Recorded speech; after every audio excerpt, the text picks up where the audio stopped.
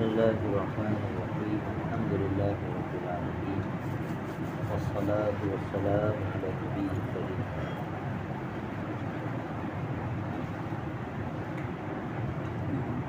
الحمد للہ اللہ تعالیٰ کے فضل و کرم سے ہماری سورہ انفطار چل رہی ہے۔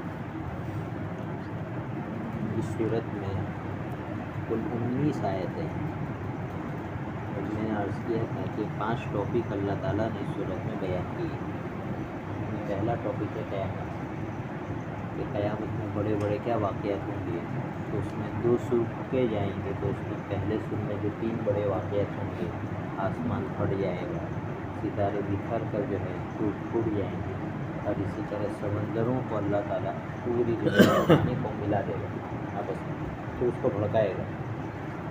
قرآن کریم نے آگے بہت عجیب و غریب انداز اختیار کیا ہے۔ قرآن کا ایک انداز ہے، کچھ کو ایسی بات ہوتی ہے جس میں ڈر پیدا کرنا ہوتا ہے لوگوں کو کہ کوئی نارمل چیز نہیں، بہت سیریس معاملہ ہوگا۔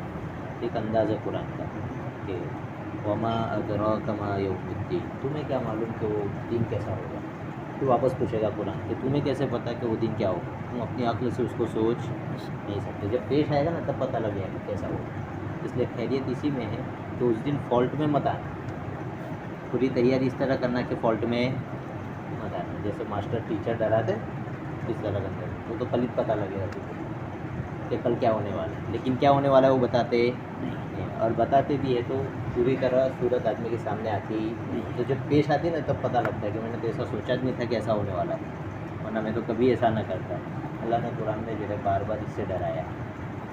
اس میں جو ہے ہمارے خاص مضمون ہو گیا تھا، یہاں سے بات چل رہی تھی کہ لوگ آخرت کو جھٹلاتے ہیں اور دنیا کی زندگی میں اللہ کے احکام کو اور اللہ کے رسول کے احکام کو اگنور کر کے من مانی چلاتے ہیں۔ کیا چلاتے ہیں؟ من مانی۔ تو اللہ انسان سے شکوہ بھی کر رہا ہے اور دھمکا بھی رہا ہے۔ کیا ہے؟ اللہ فرماتے ہیں اعوذ باللہ من الشیطان الرجیم، بسم اللہ الرحمن الرحیم، یا ایہا الانسان ما غرک بربک الکریم الذی خلقک فسواک فعدلک فی ای صورت ما شاء رکبک، کہ انسان تجھ کو اپنے اس پروردگار کے معاملے میں کس چیز نے دھوکہ لگا دیا ہے جو بڑا کرم والا ہے، جس نے تجھ کو پیدا کیا، پھر تجھے ٹھیک ٹھیک بنایا اور تجھ میں اعتدال رکھا، پھر جس شکل و صورت میں چاہا تجھے جوڑ کر تیار کر دیا۔ اس آیت میں پچھلی مرتبہ میں نے آپ سے بیان کیا تھا کہ اللہ تعالیٰ آخرت ہوگی اور مرنے کے بعد دوبارہ زندہ کیے جائیں گے، اس کے پاسبل ہونے کو بتلا رہے ہیں کہ ممکن ہے، یہ آپ کے عقل کے خلاف نہیں ہے۔ جو لوگ یہ کہتے ہیں کہ مر کر ہم دوبارہ کیسے زندہ ہوں گے، اللہ کہہ رہے ہیں جیسے بھی پیدا کر دیا، بغیر نمونے کے جیسے ابھی پیدا کر دیا اور بالکل جاندار شاندار بنایا ہے تمہیں، ایسا ہی دوبارہ میں تمہیں پیدا کر دوں گا، میری طاقت سے یہ باہر نہیں۔ دوسرا، انسانوں کو تنبیہ بھی ہے کہ لوگ جو ہے اللہ کی نعمتیں کھا کھا کر اللہ کے بنائے ہوئے جسم ہی کو استعمال کر کے اللہ کی نافرمانی کرتے ہیں۔ تو اللہ اس آیت میں کہہ رہے ہیں کس منہ سے کرتے ہو؟ آنکھیں دی ہماری، اس کو غلط استعمال کر رہے ہو، زبان دی ہوئی ہماری، اس کو غلط استعمال کر رہے ہو، گالیاں بول رہے ہیں، غیبت کر رہے ہو، جی، کان دیے ہمارے ہوئے، کوئی ہے جو یہ دعویٰ کرے کہ یہ کان جو ہے ہم نے بنائے اور ہم نے دیے؟ کوئی نہیں ہے ایسا۔ اللہ کہہ رہے ہیں سننے کی طاقت ہم نے دی ہے، گانے سن رہے ہو، جی۔ اللہ کہہ رہے ہیں چلنے کی طاقت ہم نے دی ہے، زنا کے اڈوں پر جا رہے ہو، شراب کے اڈوں پر جا رہے ہو، برے دوستوں کے ساتھ جا رہے ہو، پکنک پر جا رہے ہو، تو اللہ کہہ رہے ہیں یہ کس منہ سے تم کر لیتے ہو؟ یہ تو وہ چیزیں ہیں جو ہر وقت تمہیں یاد دلاتی ہے کہ تمہارا ایک پروردگار ہے جس نے اتنے احسان کے ساتھ یہ باڈی تمہیں دی ہے۔ خریدنے جاؤ یا علاج کروانے جاؤ تو پتہ لگے کہ یہ باڈی کتنی قیمتی ہے۔ تو بیماری ہو جائے بڑی سی تو آدمی کی زندگی بھر کی جمع پونجی ختم ہو جاتی ہے، لاکھوں روپے چلے جاتے ہیں۔ اللہ کہہ رہے ہم نے مفت میں دے رکھی ہے، اس کا تقاضا تو یہ تھا کہ ہر وقت اللہ کو یاد کرتے کہ اللہ نے مجھے آنکھیں دے رکھی ہے، اللہ نے مجھے ہاتھ دے رکھے ہیں، زبان دے رکھی ہے، مائنڈ دے رکھا ہے، اسی سے میری پوری زندگی کی ضرورتیں اسی باڈی سے پوری ہو رہی۔ تو اللہ کہہ رہے ہیں کہ جو باڈی ہمیں یاد کرنے کا ذریعہ ہونی چاہیے تھی، اسی باڈی کو تم ہماری نافرمانی میں استعمال کرتے ہو، کیسی جرأت والے۔ پھر جو ہے اللہ نے ایک صفت بھی لگا دی بربکل کریم کہ تم جو کچھ کر رہے ہو نا یہ سب میرے کرم کی وجہ سے کر رہے ہو. میں جو پکڑتا نہیں نا تمہیں فوراً اس لیے. اب پولیس جو ہے فوراً سپاٹے مارتی ہے تو گاڑیاں کنٹرول میں آ جاتی ہے راستوں پر سے کہ بھائی کیا جائے گا, لفافہ آ جائے گا, اتنے پیسے بھرنے پڑیں گے, دکان بند ہو جائے گی, یا بیمہ ٹھیک ٹھاک آدمی کر کے رکھتا ہے اس لیے کہ گھر پہ پھڑپھڑیا پولیس والوں کا آ جاتا ہے. اللہ کہہ رہے ہیں ایسے پھڑپھڑیا ہمارے آنے لگے نا کہ بھائی یوں گناہ کیا اور یوں سزا ملی تو سب سدھر جائے. لیکن اللہ کہہ رہے ہیں کہ ہم حکیم ہیں, مہلت دیتے ہیں, ہر ایک کا ایک وقت اللہ کے یہاں پر متعین ہے, لیکن کوئی ہمارے کرم کی وجہ سے دھوکے میں نہ پڑا رہے. قرآن نے صاف کہا ہے وَلَا يَغُرَّنَّكُمْ بِاللَّهِ الْغَرُورُ کہ اللہ کے بارے میں تمہیں دھوکہ دینے والا دھوکے میں نہ رکھے. یعنی شیطان تمہیں ہمیشہ یہ ڈھکوسلا نہ دیتا رہے کہ اللہ تو بہت کریم ہے, معاف کر دیں گے, نماز پڑھنے کی کیا ضرورت ہے, گناہ سے بچنے کی کیا ضرورت ہے. تو قرآن نے صاف کہا ہے کہ یہ جو دھوکہ دینے والا شیطان ہے نا, یہ شیطان تمہیں میرے بارے میں دھوکے میں نہ رکھیں. اللہ کہہ رہے ہیں کہ میں جہاں پر کریم ہوں وہاں پر میں منتقم بھی ہوں, پکڑنے والا بھی ہوں, سزا دینے والا بھی ہوں, اور طاقت والا بھی ہوں, چھوڑنے والا نہیں, اور کوئی طاقت کے غلبوتے پر مجھ سے بھاگ کر جا بھی نہیں سکتا. تو بیلنس کے ساتھ آدمی کو چلنا چاہیے, گناہ پر جرأت نہ کرے, اور گناہ ہو جائے تو اللہ کے کرم سے نا امید بھی نہ ہو, توبہ کر یہ چیز. اور اس میں جو ہے پوری انسانیت کو سبق ہے.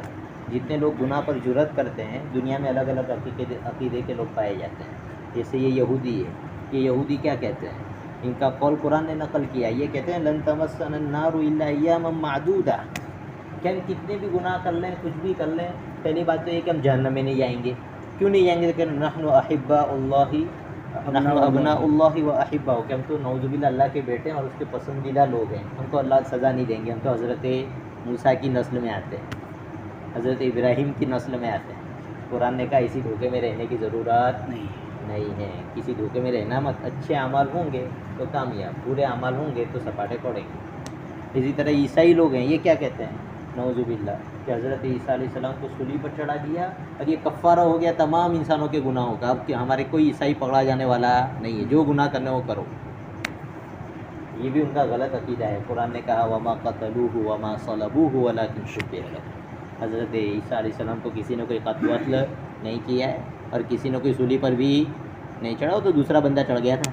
حضرت عیسیٰ کو تو اللہ نے پہلے سے وعدہ کر رکھا تھا کہ جب تمہیں پھانسی پر دینے کا پلاننگ کریں گے ہم تمہیں اٹھا لیں گے اوپر, انی متوفیک و رافعک الی, اللہ نے اٹھا لیا. لیکن ان کے ایسے غلط عقیدے ہیں. ایسے کچھ شیعہ لوگ ہیں, وہ یہ مانتے ہیں کہ ہم تو حضرت فاطمہ کے اولاد میں آتے ہیں, لہذا ہم بخشائے ہیں, کچھ بھی گناہ کرے ہمارے یہاں کوئی فرق پڑتا نہیں. حالانکہ وہ حضرت فاطمہ جن کو حضور اقدس صلی اللہ علیہ وسلم نے آخرت کی اہمیت بتلانے کے لیے بات کہی تھی کہ یا فاطمہ بنت محمد انقذی نفسک من النار, کہ محمد کی بیٹی فاطمہ اپنے آپ کو جہنم سے بچا لینا, میں آخرت میں کام آنے والا نہیں ہوں. یعنی بغیر ایمان کے اگر دنیا سے چلے گئے, بغیر عمل کے, تو میں کچھ کام آنے والا نہیں. یہ جو لوگ دوسرے کے ڈھکوسلے پر جیتے ہیں, اللہ کہہ رہے ہیں کہ ہمارے یہاں اتنا آسان معاملہ بھی نہیں ہے. حضور نے فرمایا تھا ان سلعۃ اللہ لغالیہ, اللہ کی جنت اتنی راستے پر پڑی ہوئی چیز نہیں ہے کہ من مانی کرتا رہے اور آدمی کو یوں مل جائے. بہت قیمتی چیز ہے, بہت قیمتی چیز ہے. اس لیے قرآن کی آیت کہہ رہی ہے کوئی کسی دھوکے میں نہ رہے. اللہ کی مرضی نہ ہو تو بڑا سا بڑا نبی, بڑا سا بڑا ولی کسی کو بچا نہیں سکتا. اللہ کی مرضی ہوگی اور ہمارے پاس ایک چیز سالم ہوگی, ایمان. کیا ایمان, تو کسی کی سفارش کام لگے گی. لیکن ایمان بچتا کب ہے؟ دیکھو آدمی مرتا کیسے ہے, حضور نے فرمایا جیسے جیتے ہو ایسے ہی مرو گے. کیا جیسے جیتے ہو ویسے ہی مرو گے. اب زندگی بھر تو سود کھاتا رہا, زندگی بھر تو گانے گاتا رہا, زندگی بھر تو جو ہے لوگوں کے حقوق دباتا رہا, اسلام نام کی کوئی چیز لائف میں دکھی نہیں. اب یہ امید کر رہا ہے کہ میں آخرت میں جو ہے مسلمان والوں کے اندر چلا جاؤں گا. بہت سے لوگوں کے لسٹ نام جو ہے دنیا کی لسٹ میں تو مسلمان ہوتے ہیں, لیکن آخرت میں اللہ کے ان کا نام مسلمانوں میں ہوتا نہیں. تو بھائی آخرت میں یہ سب بینیفٹ لینا بھی ہے کہ بھائی کسی نبی کی سفارش ملے گی, ایمان والی زندگی گزارنی پڑے گی. پھر کسی جگہ گاڑی پھنسی تو اللہ کے فضل سے امید ہے کہ کسی کی سفارش کام لگے گی. لیکن سب سے پہلے اپنے اعمال, قرآن اس پر فوکس کرتا ہے, آمنوا وعملوا الصالحات. دو چیزیں ہیں قرآن میں, ایمان لاؤ اور ساتھ میں کیا کرو, اچھے عمل کرو. یہ اچھے عمل ہے نا، یہ خول ہے، یہ ایمان کی حفاظت کرتا ہے. اور اچھے عمل نہ رہے تو دھیرے دھیرے ایمان بھی چلا جاتا ہے. ایسی الٹی سیدھی مانیت آتی رہے گی آدمی کی. وہ لوہی چمک ہوتا ہے نا، وہ سب لوگوں کو کھینچتا ہے. اسی طرح اچھے اعمال، یہ اچھے اعمال کو کھینچتے رہتے ہیں. اس کی وجہ سے ایمان کے ارد گرد پورا کیا ہو جاتا ہے، ایک حفاظت کرنے والا ماحول بن جاتا ہے. اگر آدمی گناہ کرتا رہے تو ایک چھوٹا گناہ آئے گا، پھر دوسرا آئے گا، پھر تیسرا آئے گا، پھر وہ بڑے گناہوں کو کھینچے گا، اور پھر بڑے سے بڑے سے بڑے سب سے بڑا گناہ کون سا، شرک، وہ بھی ایک دن دھیرے سے آ جائے گا اور پتہ بھی نہیں لگے گا. اور یہاں لوگ کہیں گے مسلمان، اور وہاں نام لکھنا بیچاروں کا کافر ہو. بہت خطرناک معاملہ ہے. اس لیے گناہوں سے بچنا چاہیے. کیا کرنا چاہیے؟ گناہوں سے بچنا چاہیے. کسی بھروسے پر رہنے کی ضرورت نہیں ہے. اللہ بہت زیادہ معاف کرنے والا ہے، اس سے کسی کو انکار نہیں ہے. لیکن اللہ نے خود اپنا تعارف یہ کروایا ہے، غافر الذنب وقابل التوب شدید العقاب بالطول، کہ لوگوں سنو، میں گناہوں کو معاف کرنے والا، توبہ کو قبول کرنے والا، اور بہت ٹکا کر سزا دینے والا ہوں، اور بہت بڑا طاقتور ہوں. لہذا جو جھک کر آئے گا، اعمال کر کے آئے گا، توبہ طیب ہو کر آئے گا، معاف کر دیں گے. لیکن جو بالکل نیڈر ہو کر، بے پرواہ ہو کر ہمارے احکام کو ٹھکرا کر آئے گا، تو وہ ہماری طاقت سے بچ کر جا نہیں سکتا ہے. ہم ایک دن جو ہے اس سے بدلہ لیں گے، پکڑیں گے اس کو. اس لیے اس آیت کا بہت بڑا پیغام یہ ہے، کوئی کسی کے دھوکے میں نہ رہے. اللہ بہت کریم ہے، یوں کر کے شیطان ہاتھ پکڑ کے جہنم میں نہ لے جائے. اس لیے کہ وہ جہاں جائے گا نا جہنم میں، وہاں ایک دن ممبر پر کھڑا ہوگا، ایسا ممبر لگے گا اس کے لیے جہنم میں. وقال الشیطان لما قضی الامر ان اللہ وعدکم وعد الحق ووعدتکم فاخلفتکم ما انا علیکم بسلطان. جی، کہ شیطان کھڑا ہوگا، اس کی اسپیچ ہوگی. بھائی جہنمیوں میں کیا ہوگی اسپیچ؟ کیا کہے گا کہ لوگوں سنو، دیکھو اللہ نے تمہارے ساتھ ایک وعدہ کیا ہے. کیا وعدہ؟ کہ اچھے عمل کرو گے تو جنت میں جاؤ گے، برے عمل کرو گے تو جہنم میں جاؤ گے. اللہ کا وعدہ سچا تھا. اور ایک وعدہ میں نے کیا تھا کہ اللہ تو بہت کریم ہے، کچھ کرنے کی ضرورت نہیں ہے، بالکل معاملہ آسان ہے. میں نے وعدہ کیا تھا، یہ جھوٹا وعدہ تھا، اور آج میں اس کو برا نہیں کر سکتا. لیکن ساتھ میں کیا کہہ رہا ہے کہ دیکھو میرا اتنا بس نہیں تھا کہ میں تمہارا ہاتھ پکڑ کے مسجد میں سے باہر لے جا کر تمہیں زنا کے اڈے پر بٹھا دیتا. میں نے تو تمہیں تھوڑا وسوسہ ڈالا تھا، تم مان گئے. تم کیا ہو گئے؟ مان گئے. تم چاہتے تو گناہ نہ کرتے، لیکن تم نے کر لیا. میرے اوپر کوئی فلا تلومونی ولوموا انفسکم. اب یہاں ہمیشہ رہنے کا، اس لیے مگز ماری کیے نہیں روزانہ کی. لہذا مجھے کوئی سنانے بتانا کہ تو نے ہم کو کیا کیا، گمراہ کیا، نہ ہم جہنم میں آ گئے. شیطان ایسا کہے کہ اپنے آپ کو ملامت کرو بیٹھ کر کہ میری مانی کیوں تھی تم لوگوں. اس لیے اللہ نے بہت کھل کر قرآن میں یہ کہا ہے کہ لوگوں، شیطان تمہارا دشمن ہے، فاتخذوہ عدوا. وہ دشمن ہے تو اس کو دشمنی بنا کر رکھنا. وہ کبھی دوست بننے والا دوست کی شکل میں آ بھی جائے تو بھی بات ماننے کی ضرورت نہیں، اس کو دشمن ہی بنا کر رکھنا. یہ اللہ نے خاص وصیت کی ہم کو، سمجھایا ہے. اس لیے اس آیت کا بہت بڑا پیغام بھی ہے. پھر دوسری باتیں بھی اس کے ساتھ ساتھ لگی ہوئی ہے. وہ یہ ہے، دیکھیں، فی ای صورت ما شاء رکبک. اللہ آخرت یاد دلا رہا ہے، دنیا بھی یاد دلا رہا ہے. اس میں اللہ اپنی نعمتیں گنا رہا ہے. ان میں سے ایک یہ نعمت ہے، اللہ فرما رہا ہے کہ ہم نے کیسا تمہیں جسم کو بھی بیلنس میں رکھا ہے، اور تمہاری عادت اور عقل اور طبیعت کو بھی کیسا رکھا ہے، بیلنس میں رکھا ہے. ایسا کوئی اور پیدا، بولو نا بھائی، یہ عجیب و غریب چیزیں اللہ نے ہماری باڈی میں ایسی رکھی ہے کہ کوئی اور پیدا نہیں کر سکتا. بہت سی نعمتیں تو ایسی ہے جو ہائی لیول کی ہے. کیسی ہے؟ آج کی میڈیکل سائنس جن چیزوں کو بیان کر رہی ہے نا، کہ بھائی جسم میں یہ حصہ اس طرح ہے، یہ حصہ اس طرح ہے تو ہی چل سکتا ہے، ورنہ نہیں. ان چیزوں کو تو اللہ گناتے نہیں ہے. وہ اس لیے نہیں گناتے کہ ہر آدمی تو پڑھا لکھا ہوتا نہیں. اللہ بڑی بڑی نعمتیں گنا کر یوں چل جاتے ہیں آگے، تاکہ ہر آدمی کو بات سمجھ میں آ جائے. ورنہ ہماری باڈی ایسی ہے کہ بس نہ پوچھو بات. اس پر ایک پورا جہان چھپا ہوا ہے. اللہ نے صرف اتنا اشارہ دیا ہے، وفی انفسکم افلا تبصرون. تم ہمارا انکار کرتے ہو، اپنی ذات میں غور نہیں کرتے. اگر تم اپنی ذات میں غور کرنے لگو گے تو تمہیں ایک بڑا جہان نظر آئے گا، طاقت قدرت کا. اپنی ذات میں، تمہاری باڈی میں ہم نے ایسی چیزیں رکھی ہے کہ تم مجبور ہو جاؤ گے کہ ہمیں مانو. کس کو؟ اللہ کو. اس لیے ایک بہت بڑا سائنٹسٹ تھا، میں نام بھول گیا، وہاں مناظر حسن صاحب نے فلسفے پر ہو چکے، عثمانیہ یونیورسٹی کے پروفیسر تھے، فلسفہ پڑھاتے تھے. انہوں نے جو ہے کہ بھائی اللہ ہے یا نہیں ہے، ایک مستقل فلسفے کا مسئلہ تھا. اس میں کہا ہے کہ ایک بڑے سائنٹسٹ نے بات لکھی ہے کہ جو آدھی سائنس پڑھتا ہے نا وہ دہریہ ہو سکتا ہے، ایتھسٹ ہو سکتا ہے. باقی جس کو پوری سائنس سمجھ میں آ جائے وہ کبھی ایتھسٹ نہیں ہو سکتا. کچھ تو ہو سکتا ہے لیکن خالق کا انکار نہیں کر سکتا. وہ اس کو ماننا پڑے گا کہ اس کائنات میں ایک اللہ ہے, ایک پیدا کرنے والا ہے, چاہے اس کو لوگ کسی بھی زبان سے تعبیر کر لیں, لیکن ایک پیدا کرنے والا ہے جس کو کوئی انکار نہیں کر سکتا. یہ بات تو اللہ اپنی قدرت دکھا رہے ہیں. اب دیکھیں اللہ کہہ رہے ہیں کہ ہم نے دیکھو تمہیں کیسی شکل و صورت میں تیار کر کے رکھ دیا ہے. بھائی ایک کمپنی کوئی ماڈل نکالتی ہے تو اس کو بہت محدود اس کا ٹارگیٹ ہوتا ہے, بہت زیادہ کچھ الگ الگ اتپادن نہیں کر سکتے. اللہ کہہ رہے ہیں ہم انگنت انسانوں کو پیدا کرتے ہیں اور سب کی شکل و صورت کو سب سے الگ رکھتے ہیں. اس سے بڑی طاقت قدرت کیسی ہوگی. اور سب کی عادتیں الگ, سب کی عادتیں الگ. باپ بیٹے کی عادتوں میں بھی کچھ نہ کچھ فرق اللہ رکھتا ہے, شکل و صورت میں رکھتا ہے. اللہ کہہ رہے ہیں کہ اس سے بڑی طاقت اور قدرت تمہیں کیا چاہیے. انسان اللہ کا انکار کرتا ہے. ایک مرتبہ حضور نے یوں سمجھایا, حضور کی عادت مبارکہ تھی کہ باتوں کو مثالوں سے سمجھاتے تھے. کس سے سمجھاتے تھے؟ مثالوں, تاکہ بہت جلدی سمجھ میں آ جائے. تو ایک مرتبہ حضور نے یوں ہتھیلی رکھی, تھوڑا سا لعاب لگایا ہتھیلی میں, عرفی جو ہے حضور نے یوں اشارہ کر دیا, اللہ کی طرف سے پیغام پہنچایا کہ انسان ہم نے تجھے اس پانی سے پیدا کیا. کسے؟ اس پانی سے. پھر تجھے جسم دیا, جی چلتا پھرتا انسان بنایا, اور پھر تو نے خوب دنیا سمیٹی اور ہمارے راستے میں جمع خرچ کرنے سے روکتا رہا. کچھ لوگوں کو زکوٰۃ دینی بھاری پڑتی ہے نا اللہ کے راستے میں, سب روکتا رہا. اور جب تیری جان تیرے حلق پر آ گئی تب تو کہتا ہے کہ میں تھوڑا صدقہ کر لوں. یعنی جب دنیا جا رہی ہے اور دیکھ رہا ہے کہ اب تو میرے ہاتھ سے سب کچھ گیا, اب تو میری جان بچنے والی نہیں ہے, تو اب حضور فرما رہے کیا اب تو یہ کہہ رہا ہے کہ میں کچھ صدقہ کر دوں, اب کام موقع رہا تیرے پاس مال خرچ کرنے کا.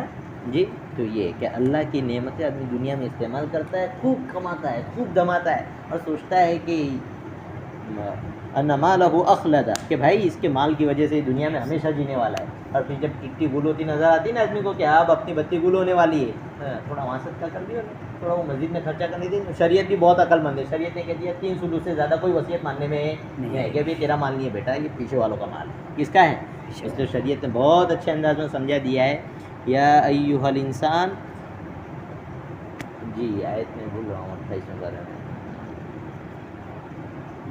جی 28 بارے میں اللہ تعالیٰ فرماتے ہیں کہ لوگوں لا تلہکم اموالکم واولادکم عن ذکر اللہ, کہ تمہارا مال اور تمہاری اولادیں تمہیں اللہ کی یاد سے غافل نہ کرے, اس کو ماننے سے تمہیں غافل نہ کر دیں. اس کے آگے اللہ تعالیٰ یہ کہہ رہے ہیں کہ بھائی دیکھو موت آئے اس سے پہلے کیا کر لو, صدقہ خیرات جو کچھ کرنا ہے کر لو. وانفقوا مما رزقناکم من قبل ان یأتی احدکم الموت, اس سے پہلے مال خرچ کر لو کہ تمہاری موت آنے لگے, اور پھر تم یہ کہنے لگو فیقول رب لولا اخرتنی الی اجل قریب فاصدق واکن من الصالحین, کہ کاش اللہ مجھے تھوڑے گھنٹے میرے زندگی کے بڑھا دیں, تھوڑے دن میرے اللہ میری زندگی کے بڑھا دیں, ایک مرتبہ اللہ مجھے صحت عطا کر دے, اس بستر سے میں اڑ جاؤں, دونوں ہاتھ سے لوٹاؤں گا, دونوں ہاتھ سے اللہ کے راستے میں خرچ کروں گا. اللہ کہہ رہے ہیں کہ ہمارا وقت جب آ جاتا ہے ہم کسی کو اتنی مہلت نہیں دیتے.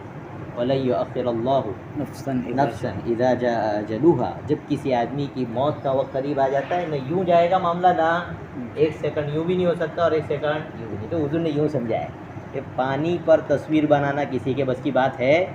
اللہ پانی پر تصویر بناتا ہے, منی کے نطفے پر تصویر بناتا ہے, ایسی چیز جس کو آدمی خود اپنی ذات سے کیا کرتا ہے, گھن محسوس کرتا ہے, اگر اس کے جسم پر لگ جائے, کپڑے پر لگ جائے, اسی چیز کو اللہ اتنا بہترین پروڈکٹ بنا کر مارکیٹ میں لاتا ہے کہ سب سلام ٹھوکتے ہیں, سب عزت کرتے ہیں, تو کائنات کی ہر مخلوق اس کے تابع ہے. اللہ کہہ رہے ہیں ہماری قدرت کا کوئی انکار نہیں ہو سکتا. فی ای صورت ما شاء رکب, جس شکل و صورت میں چاہا اس میں ہم نے تمہیں بنایا ہے. اس میں ایک بات اور بھی ہے, ایک بہت سیکھنے کی بات ہے کہ ہر ایک کی شکل و صورت اللہ الگ رکھتے ہیں, لیکن اسی آیت کے تحت علماء نے یہ لکھا ہے کہ ماں باپ کی شکل و صورت کے مطابق بیٹے کی شکل و صورت ہونا ضروری نہیں ہے. جیسے ماں ہے جیسا باپ ہے اسی طرح کا بیٹا بھی ہونا کوئی ضروری بالکل اس سے الگ بھی ہو سکتا ہے. اس کی وجہ سے اس عورت پر زنا کا آپ الزام نہیں لگا سکتے کہ یہ بھائی پتہ نہیں کس کے جیسا ہے, اپنے جیسا تو نہیں لگتا ہے, اپنے خاندان میں سے کسی کا چہرہ نہیں لگتا ہے, پتہ نہیں اس نے کہاں رات گزاری ہے, نعوذ باللہ, ایسا نہیں کر سکتے. اس آیت سے ہی پتہ لگا. دیکھیں سعودی سے ایک اخبار چھپا کرتا تھا الیقظہ, بیداری کے نام سے. اس میں لوگ اپنے ایسے جو واقعات پیش آتے ہیں نا, نوجوانوں میں ایک دین کی شوق تھا, تو لوگ جو ہے اپنے واقعات جو زندگی میں ان سے پیش آئے، ان سے گناہ ہو گئے وغیرہ، تو وہ لکھ کر بھیجتے تھے. شیخ عبداللہ نوری کر کے ایک تھے ان کو، اور وہ ان سے پوچھتے تھے کہ اس کا حل کیا ہے، کہ مثلا مجھ سے یہ گناہ ہو گیا ہے، اب میں اس پہ توبہ کس طرح کروں، یا اس طرح کا مسئلہ پیش آ گیا ہے تو میں اس کو کس طرح ختم کروں وغیرہ، دین کے معاملے میں رہنمائی دیتے تھے. اس میں ایک عجیب و غریب قصہ لکھا ہے، وہ انہوں نے بعد میں چھاپا لیکن لوگوں کے نام نہیں لکھے تاکہ وہ پرائیویسی رہے، محفوظ رہے. لیکن انہوں نے اشارہ کہ بھائی اس طرح کا ایک آدمی نے خط لکھا ہم کو، اس میں یہ قصہ ایسا ہوا. اس میں ایک عجیب و غریب قصہ لکھا ہے. انہوں نے لکھا ہے کہ ایک نوجوان نے خط لکھا، ایک بھائی کا خط، کیا نام ہے، ایک بھائی کا خط. اس نے خط لکھا اور یہ کہا کہ ہم لوگ جو ہے عرب میں رہتے ہیں، ہمارے ماں باپ عرب نہیں تھے، ہم لوگ عرب میں رہتے ہیں، ہمارے والد کا انتقال ہو گیا، بزنس تھا، ان کے بزنس کے وارث بنے، ہم 2 بھائی ایک بہن. ایک مدت تک ہم رہتے رہے تو ہمیں ایک نوجوان ملا، کیونکہ ہم بھی غیر عربی تھے، وہ بھی غیر عربی تھا، تھوڑا گندمی رنگ کا تھا، پیلے رنگ کا. ہماری بہن خوبصورت تھی، وہ بہت اچھے اخلاق کا تھا اور اعمال بھی بہت اچھے تھے، بزنس میں بھی ایکسپرٹ تھا. تو ہم یہ چاہتے تھے کہ بھائی اس سے ہماری کیا ہو جائے، ساجھیداری ہو جائے، پارٹنرشپ ہو جائے تو بزنس آگے بڑھے. تو ہم نے پارٹنرشپ کی تو وہ تیار ہو گیا. پھر اس نے جو ہے ہم سے رشتہ مانگا کہ تمہاری بہن سے ہم شادی کرنا چاہتے ہیں. تو ہم نے کہا کہ دین بھی ہے اور دنیا بھی ہے، دونوں ہاتھ میں لڈو ہے. ہم نے شادی کروا دی. اب شادی ہو گئی، ہماری بہن کے پاؤں بھاری ہو گئے اور اسی درمیان اس کو کسی کام کی وجہ سے سفر پہ جانا پڑا. ڈیلیوری کا وقت بالکل قریب اور یہ چلا سفر پہ. اب کہہ رہے ہیں اللہ کی شان، ہو گیا سفر پہ، 1 مہینے جیسا اس کا معاملہ تھا اور اس درمیان ہماری بہن کی ڈیلیوری ہوئی. اب جب بہن کی ڈیلیوری ہوئی تو بچہ بالکل کالا، کیسا، افریقہ کی نسل کے ہوتے ہیں نا، حبشی، بالکل کالا بچہ. لوگوں نے دیکھا تو ہم بہت تعجب میں ہوئے، اس لیے کہ ماں بالکل گوری اور باپ بھی بالکل گندمی رنگ کا، یعنی کالا نہیں تھا. بیٹا کھلا آیا کہاں سے؟ تو کہا سماج میں لوگ کیا باتیں کریں گے، انہیں کتنی بدنامی ہوگی. تو 2 بھائی نے مشورہ کیا کہ ہمیں 2 گناہ میں سے گناہ کرنا پڑے گا، یا تو دونوں کو نمٹا دو. وہ آئے اس سے پہلے بیٹوں کو بھی مار ڈالو، بہن کو بھی مار ڈالو، تاکہ سماج میں اپنی عزت ختم نہ ہو جائے، یا پھر یہ کرو کہ بچے کو مار ڈالو. دونوں نے مشورہ کیا. انہوں نے کبھی کہاوت لکھی تھی وہاں پر کہ خبر دینے والے سے پہلے خبر دینے والے کا کیا کر دو، قتل کرو، تاکہ کوئی خبر پھیلے ہی نہیں. عربی کے کہاوت. تو کہا اسی کے مطابق یہ بچہ ہی زنا کی خبر دے سکتا ہے. ان کو یہ تھا کہ ہماری بہن نے غلط رشتہ کسی سے قائم کیا ہے. انہوں نے بہن سے پوچھا تو اس نے قسم کھا کے کہا کہ میں نے کبھی کسی غیر مرد سے تعلق قائم نہیں کیا. لیکن یہ نہیں مانے اور انہوں نے اس بچے کو قتل کر کے دفنا دیا اور بہن کو کہا کہ تو کسی سے راز فاش نہیں کرے. اللہ کی شان. وہ سفر سے آیا تو آتے اس نے کہا کہ ڈیلیوری کا کیا ہوا بچہ وغیرہ. تو کہا بچہ پیدا ہوا تھا ماشاء اللہ اچھا تھا، لیکن انتقال ہو گیا اس کا. کہا کوئی بات نہیں، اللہ کا فیصلہ ہے، اس پر راضی رہیں گے، اللہ ماں کی عمر میں برکت دے. اس طرح اس نے کر کے دوبارہ پریگنسی ہوئی، دوبارہ 19 سے ہوئی. تو اب یہ لوگ چاہتے تھے کہ واپس کہاں چلا جائے، سفر پہ چلا جائے. اور اس نے اصرار کیا کہ اب میں سفر پر جانے والا، اب میں یہاں رہوں گا تاکہ میرا بچہ سیف رہے. اللہ کی شان کی ڈیلیوری ہوئی اور ہو بہو ویسا ہی کالا بچہ پیدا ہوا. اب جب ڈیلیوری ڈاکٹر کے وہاں ہو رہی ہے ہاسپٹل میں، وہ باہر ہی بیٹھا ہوا تھا. جیسے ہی بچے کی رونے کی آواز آئی تو پتہ نہیں وہ بہت زیادہ جذبات میں تھا اس کا باپ. اس نے گیٹ کھولا اور اندر جا کر دیکھا پہلے ہی بچے کا چہرہ، تو بچہ بالکل کالا کھلوٹا. تو وہ اللہ اکبر چلا رہا ہے. اب ان لوگوں کو معاملہ سمجھ میں پتہ نہیں اس کو کیا ہوا ہے. تو اللہ اکبر اللہ تیری شان، اللہ تیری شان. ان لوگوں نے کہا بھائی معاملہ تیرا کیا ہے؟ اب وہ کبھی رو رہا ہے، کبھی ہنس رہا ہے، کبھی رو رہا ہے، کبھی ہنس رہا ہے اور چلا رہا ہے میری ماں پاک دامن تھی، میری ماں پاک دامن تھی. ان لوگوں نے دعا کرنی شروع کر دی کہ اللہ اس کا دماغ گیا لگتا ہے، یہ صدمے کو برداشت نہیں کر سکتا. تو یہ لوگ کہنے لگے، اس کا خط میں لکھا، ہم تو دعا کرنے لگے اللہ اس کے دماغ کی حفاظت کروا، کہ گانڈا ہو گیا ایسا لگ رہا ہے. تھوڑی دیر کے بعد جب نارمل ہوا تو اس نے کہا کہ تم مجھے تعجب سے دیکھتے ہو؟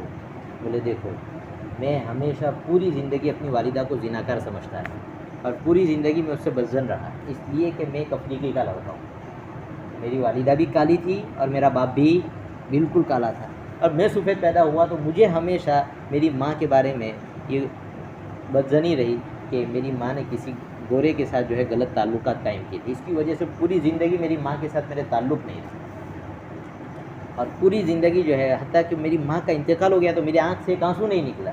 مجھے بس یہ صدمہ تھا کہ میری والدہ جو ہے وہ زناکار تھی.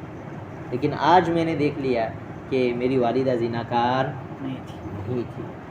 جینس اثر کرتی ہے، اوپر سے جو رگ چلی آتی ہے وہ اثر کرتی ہے. اس نے کہا کہ میری والدہ پاک دامن تھی، تمہاری بہن بھی پاک دامن. اب یہ بھائی دونوں جو ہے خوب پچھتا رہے کہ ہم نے کتنا بڑا گناہ کر دیا. تب انہوں نے یہ قصہ لکھا وہاں. اس طرح کا قصہ حضور کے زمانے میں بھی پیش آیا. ایک صحابی حضور کے پاس آئے, کہنے لگے محبوب صلی اللہ علیہ وسلم میرے یہاں ایک مسئلہ ہو گیا تھا, کیا ہوا؟ تو کہا کہ میری بیوی نے بچہ دیا لیکن بہت ہی زیادہ کالیا ہے, بالکل افریقی نسل کا ہے, تو مجھے شبہ ہے. تو حضور نے عجیب و غریب مثال دے کے, میں نے کہا نا حضور مثالوں سے سمجھایا کرتے تھے. حضور نے فرمایا تمہارے وہاں اونٹ ہے؟ کہا ہاں ہے. کہا کہ کیسے ہیں؟ کہا سرخ اونٹ ہیں, بہت ہائی کوالٹی ہوتی تھی وہاں پر. کہا نر اور مادہ دونوں؟ کہا دونوں. کہا کہ اس کے بچوں میں کوئی چتکبرا بھی ہے؟ کہا ہاں ہے, چتکبرا بچہ بھی ہے. تو کہا یہ دو لال اونٹ ہیں, اونٹنی بھی لال ہے, اونٹ بھی لال ہے, تو یہ چتکبرا کہاں سے آ گیا بیچ میں؟ تو اس نے اپنی نالج کے مطابق کہا کہ بھائی ہو سکتا ہے اوپر کا کوئی اونٹ ایسا رہا ہو تو اس کا اثر آ گیا ہو. تو حضور نے فرمایا کہ یہاں بھی تو ہو سکتا ہے کہ اوپر کا کوئی ایسا رہا ہو, اثر آ گیا ہو. کہا یہ بات تو ٹھیک ہے, پھر آئے گی. تو یہ بات تھی کہ پھر اس آدمی نے یہ کہا کہ میرا باپ چونکہ کیسا تھا, میرا دادا چونکہ کیسا تھا, کالا تھا. کون؟ نہیں, اس نے کہا کہ اوپر کی نسل میں کوئی آدمی کیسا تھا, گورا. نہیں, جی میں گورا پیدا ہوا, لیکن کہہ رہے میرا بچہ کالا پیدا ہوا. اس کی بات, اس کا مطلب یہ ہے کہ میرے خاندان میں کیا ہے, کالا پن ہے, اور وہ جینس اثر کر رہی ہے, اسی وجہ سے یہاں پر کیا ہو گیا, بچہ کالا پیدا ہوا.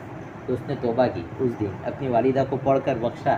اب یہاں یہ دو بھائی بھی پیٹ بھر کر پچھتا رہے تھے. اس لیے علماء نے یہاں لکھا ہے کہ ای صورت ما شاء رکبک میں, کہ اللہ کی قدرت جس کو جو شکل اور صورت دے دے, صرف شکل اور صورت دیکھ کر ہم کسی کی پاک دامانی کے بارے میں کوئی الزام نہیں لگا سکتے کہ اس کا چہرہ تو باپ سے بھی نہیں مل رہا ہے, ددیال میں بھی نہیں مل رہا ہے, ننیال میں بھی نہیں مل رہا ہے, پتہ نہیں کہاں سے مل رہا ہے.